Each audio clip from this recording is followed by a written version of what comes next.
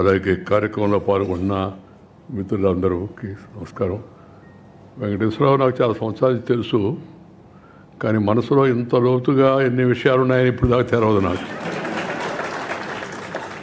వాళ్ళ నాన్న కూడా తెలుసు నాకు బాగా.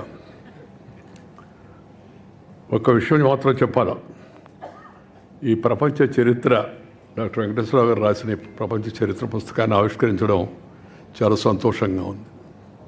అది కూడా తెలుగులో రాసిన పుస్తకాన్ని ఆవిష్కరించడం ఇంకా మహా సంతోషంగా ఉంది. ఎందుకంటే మనందరం తెలుగు వాళ్ళం కాబట్టి, నాకు కూడా కొంత తెలుగు వచ్చు కాబట్టి ఆ పుస్తకాన్ని ఆవిష్కరించమని నన్ను వచ్చి కోరితే నేను తప్పనిసరిగా వస్తాను, ఆవిష్కరిస్తాను అని చెప్పాను. ఈ పుస్తకం రాయడం వెనక ఉన్న కారణం గురించి కూడా ఆయన చెప్పాడు. ఇది తన మనవాళ్ళు మనవరాళ్ళు వాళ్ళ కోసం, అంటే భవిష్యత్ తరం కోసం రాశాను. ఈ తరం వాళ్ళు చదువుకొని దీనివల్ల కొంత లబ్ధి పొందుతారు అని చెప్పారు. చాలా సంతోషమైన విషయం అది. పెద్దలు ఎప్పటికప్పుడు తమ రాబోయే తరాలకు వారికి జ్ఞానము విజ్ఞానము అందించాలి. పెద్దల అనుభవాలు, వారు సముపార్జించినట్టు యొక్క పరిజ్ఞానం వారితోనే అంతరించిపోకూడదు, అది తర్వాత తరానికి చేరాలని మన పెద్దలు చెబుతూ ఉంటారు. ఆ నాడుని సరిగా అర్థం చేసుకున్న నానుడిని డాక్టర్ వెంకటేశ్వరరావు గారు దాన్ని ఒప్పుకుంటూ ఈ మంచి పుస్తకం రాసినందుకు వారికి హృదయపూర్వకంగా నేను అభినందనలు తెలియజేస్తున్నాను.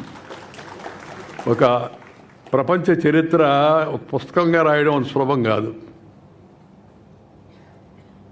ప్రపంచ చరిత్ర ఒక పుస్తకంగా రాయడం అంత సులభం కాదు. డాక్టర్ నందమూరి తారక రామారావు గారి నటన గురించి కూడా పుస్తకం రాయాలంటే సాధ్యమయ్యే పని కాదు. అమలు చేశారు మన వాళ్ళు కొందరు. ఈ ప్రపంచ చరిత్రలో జరిగిన పరిణామ క్రమాన్ని సరళమైన భాషలో సామాన్యులకు అర్థమయ్యేటట్టుగా పుస్తకాన్ని తీసుకురావడం చాలా ముదావహమైన విషయం అని చెప్పి నేను మనం చేస్తున్నాను. ఈ వివిధ సంఘటనలు క్రమేణా ఎలా మారాయి, వర్తమానం భవిష్యత్తును ఎలా ప్రభావితం చేస్తాయి అనే విషయాన్ని ఎప్పుడు చరిత్ర చెప్తూ ఉంటుంది మనకి. చరిత్ర దానంతట అది రాసుకోదు. చరిత్రను కూడా ఎవరో ఒకరు రాయాలి. మామూలుగా రాజకీయాలు, ఆర్థిక శాస్త్రం, సంస్కృతి, విజ్ఞాన శాస్త్రం, మతం సహా మానవ సమాజంలోని అన్ని అంశాలను ఈ చరిత్ర స్పృశిస్తుంది. మామూలుగా చరిత్ర అంటే కేవలం గత సంఘటన కాలక్రమం కాదు. చరిత్ర అదొక భాగం మాత్రమే. మన గుర్తింపులకు చరిత్ర అనేది ఒక పునాది. అది మన ఉనికికి సాక్షి మాత్రమే. చరిత్ర ద్వారానే మానవాడికి జరిగిన మంచి చెడులు, విషాదాలు, వివిధ సమాజాలు ఎదిగిన లేదా క్షీణించిన తీరు, నాగరికత విరసిల్లిన లేదా అంతరించిన ఆ యొక్క తీరును తెలుసుకోగలం. చరిత్ర ద్వారానే అది సాధ్యమవుతుంది. దీనిని బట్టే వర్తమానాన్ని సరిదిద్దుకుంటూ, చరిత్ర నుంచి గుణపాఠాలు నేర్చుకుంటూ, భవిష్యత్తుకు మంచి ప్రణాళికలను వేసుకుంటూ ముందుకెళ్లే ప్రయత్నం విఘ్నులైన వారు ఎవరైనా చేస్తారు. మామూలుగా గతం లేనిదే వర్తమానం లేదు, వర్తమానం లేనిదే భవిష్యత్తు లేదు. అందుకే చరిత్రను సరిగా నమోదు చేయడం, చరిత్రను తెలుసుకోవడం చాలా అవసరం. ఆ లైన్ ఒకటి అండర్లైన్ చేసి చెప్తాను నేను. ఈ చరిత్రను సరిగా నమోదు చేయడం, దీనికి ఆ మాట అనడానికి ఒక బ్యాక్గ్రౌండ్ ఉంది, అది కూడా చెప్తాను నేను. చరిత్రను ఉన్నట్టుగా నమోదు చేయడం మానవ సమాజానికి చాలా అవసరం.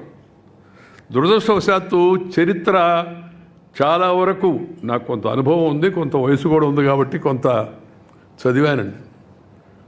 చదివంటే ఇది పెద్ద పుస్తకాలు చదవలేదు, కానీ నేను మానవ జీవితాలు చదివాను ఎక్కువగా. నా జీవితంలో నాకున్న అనుభవం అదే. నేను మామూలు పల్లెటూరులో వీధి బడిలో చదువుకున్నవాడిని.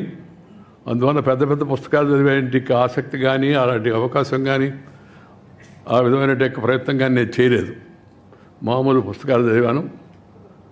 కొంతమంది గాంధీ గారి గురించో, లేకపోతే పటేల్ గారి గురించో, లేకపోతే సుభాష్ చంద్రబోస్ గురించో, వివేకానందుడి గురించో ఇలా కొంతమంది భారతీయ మహానాయకుల యొక్క జీవితాలను చదివాను. కానీ నేను అన్నిటికన్నా బాగా చదివానని చెప్పి నేను చెప్పుకోగలిగింది దేశ ప్రజల జీవితాన్ని బాగా చదివాను. దేశం అంతా తిరిగాను.